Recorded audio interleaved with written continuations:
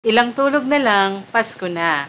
Handa ka na bang i-celebrate ang Pasko at New Year? At handa na rin ba ang inyong budget para sa holiday expenses?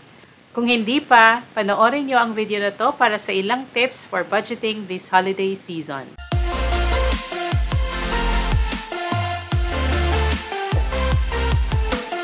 Tip number 1, create a budget. Napaka-importante na meron tayong budget para sa holiday expenses dahil alam naman natin, ang dami natin gustong bilhin, ang dami natin gustong pagbigyan ng regalo, but we have to make sure that we have a spending plan before we make any decisions or plans. You can use a pen and paper, isulat nyo lang po how much ba ang inyong ina-expect na income, any other bonuses or 13th month pay na ina-expect ninyo. Try to live within your means. Huwag po tayo makipagsabayan sa iba na kung ano-anong binibili kapag Christmas, either for themselves or for other people. Kung hindi naman po natin afford, hinay-hinay lang po tayo kasi baka matapos ang holiday season, matapos ang Pasko at New Year, ay marami po tayong utang and we don't want that to happen, right? So first of all, create a budget. Next po, as you create a budget, yun nga, isusulat po natin ang ating mga regular expenses. Make sure na mabayaran natin yung ating mga bills, utilities, rent, kung ano man yung ating mga binabayaran regularly every month. And we have to make another budget for holiday expenses. Number 2 is to set a limit. Magkano ba ang budget mo for each category? So for example, sa decor, kung meron naman kayong mga old decorations, pwede nyo pa rin naman gamitin kung okay pa at ayaw nyo pa namang mag-change ng bagong theme or bagong design or style. So, gamitin nyo po muna, libre pa yon. Next is, pwede naman po tayong mag-recycle. Gamitin natin yung mga materials na meron tayo sa bahay and then let's make something out of it, diba? For Christmas decorations, para makatipid or makalibre. Or we can also buy pre-loved items. Marami pong mga second-hand, maraming mga gustong magbago na ng design for this year. So, binibenta na nila yung kanilang old Christmas tree, old decor. So, you can look for it online, sa Facebook, sa mga social media. Marami po ang nagbebenta niyan. Pwede rin po sa mga stores sa tabi-tabi, may mga nag-garage sale. Or, kung wala kayong time lumabas, you can also buy online. There are a lot of options online sa mga e-commerce stores. Shopee, Lazada, even sa Facebook Marketplace, makakahanap po tayo ng mga mumurahing decor. Mayroon din mga quality pero affordable. And for gifts naman, number 1 is to make a list. List ng mga taong pagbibigyan natin ng gifts at list ng kung ano kaya ang pwede nating ibigay sa kanila. Wish list.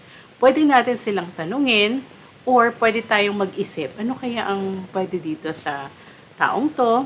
Either, it can be yung listahan ng mga taong pagbibigyan nyo, nasa inyo yan. It could be family members, friends, or office mates, or mga inaanak. Sa mga ninong at ninang dyan, it's important na meron kayong listahan kasi baka biglang ninong, pamasko po, o wala pala siya sa listahan, baka mag-overspend kayo or wala, hindi may sama sa budget.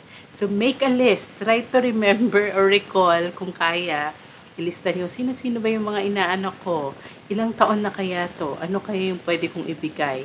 And, halimbawa lang, if you set a limit na 5,000 pesos lang ang kaya kong i-budget ngayon for gifts. So, kung meron kang 5,000, tapos 10 persons pala yung pagbibigyan mo ng gifts, 5,000 divided by 10, so that's 500 per person. Yun yung magiging budget mo for the gifts. And, kung anong gifts, nasa iyo yan. You can give cash, pwedeng bilhan mo sila ng gifts online, or punta ka sa mall, tingin-tingin ka kung anong pwede doon. Or pwede ka namang mag-DIY. Kung wala talagang budget at hindi sapat yung income mo for this month, may other priorities ka, edi mag-DIY ka or just simply give or send heartfelt or warm greetings sa mga gusto mong pagbigyan ng greetings. Okay? So, yan po. Ideas lang po yan. Of course, you know better. You know what's best for you and kung sino man yung mga pagbibigyan mo. Ideas lang ito. In terms of meals, syempre hindi mawawala ang kainan sa celebration, lalo na at Pasko at New Year. Para hindi po tayo mag-overspend, make sure that we create a meal plan. Ano ba yung mga gusto nating ihanda sa Pasko at New Year? Lalo na if you're celebrating with your family, ask everyone.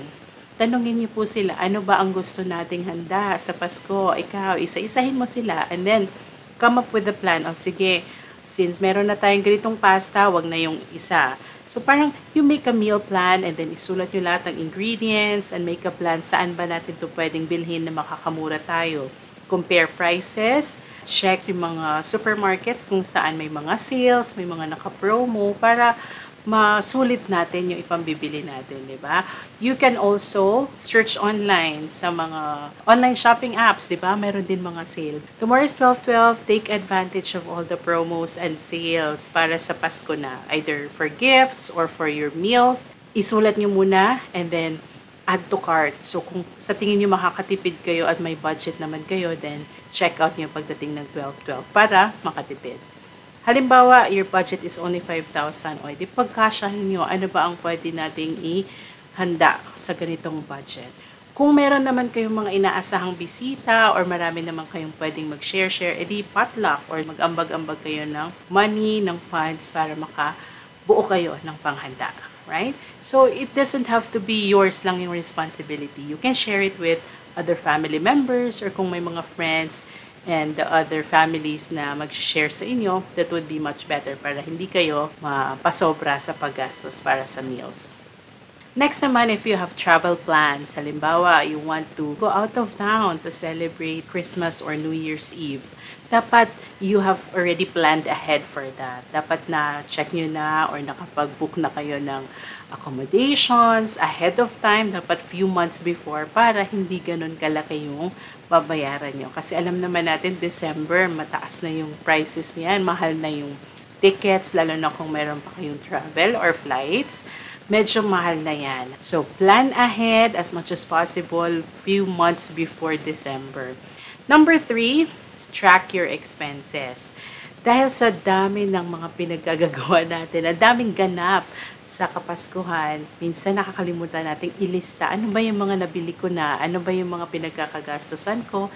It's very important that we track our spending because if not, we'll just wonder saan na ba napunta yung bonus ko, saan na ba napunta yung aking budget, parang ganito na lang yung natira. So, as much as possible, track your expenses, ilista nyo every day if possible para alam nyo exactly where your money goes, lalo na ngayong Kapaskuhan, okay? Or kung sino na yung nabigyan nyo ng gifts, kasi baka madoble, or kung magkano nga ba yung mga nabigay nyo para you're on track of your finances. Number 4, save early. So, kung babalikan nyo yung nangyari last year, ano ba? Nag-over budget ba kayo? Nagkaroon pa ba kayo ng utang after ng Christmas season? So, try to save early. Pag-ipunan nyo na ng maaga para sa next na Pasko, nakahanda na ang inyong holiday fund. So, paano ba ang gagawin natin? So, halimbawa, ang holiday budget nyo is, let's say lang 24,000 and that includes for decor, for food or meals, for gifts, and maybe travel. Halimbawa lang, so 24,000, that's your ideal holiday fund for next year. I-divide natin yan into 12 months kasi 12 months pa, di ba? If you start January, so meron pa kayong 12 months to save for your holiday fund. So, magkano na lang ang isi-save nyo every month? That's 2,000 monthly. Kung kaya naman ng inyong budget, why not prepare and save early for your holiday fund, di ba? For example, nakasave kayo ng 24,000, meron na kayong 2,000 for decor, 5,000 for gifts, 5,000 for meals, and 12,000 for travel. Not bad na yan, di ba? Lalo na kung meron naman kayong mga ka-share or iba pa na magko-contribute for your travel plans. So, yun po ang aking mga tips. Sana ay may natutunan kayo at may mai-apply din kayo sa inyong pagbabudget para sa holiday expenses. Huwag natin kakalimutan ang Proverbs 21:5. Plan carefully and you will have plenty. If you act too quickly, you will never have enough. So, kailangan po pinagpaplanuhan po natin. Pag meron po tayong mga nare-receive na blessings, 13th month bonuses, or any financial windfall, huwag po natin basta-basta gagastusin agad. Kahit na napakarami po ninyong inaasahan na income, try to make a budget po para alam nyo po kung saan po ito mapupunta. May mapupunta for debt payments. Kung meron man kayong mga kautangan, pwede rin ilagay nyo sa savings and investments or ipambili nyo ng insurance para secure and protected din kayo in terms of your finances. And lastly, wag po natin kakalimutan that while it's important to make a budget, to make a plan, we have to remember that the true spirit of Christmas is giving and spreading love. So yun po ang ating unahin. And also, let us not forget to thank God for all the blessings na binibigyan niya sa atin. Not just during Christmas, but every day, di ba? Napakarami po. The fact that we are still here celebrating Christmas with our loved ones, it's something to be grateful for. And I thank you also for watching my videos and for supporting the Pinay Investor channel. I super appreciate you, and I want to greet you Merry Christmas and Happy New Year. God bless you.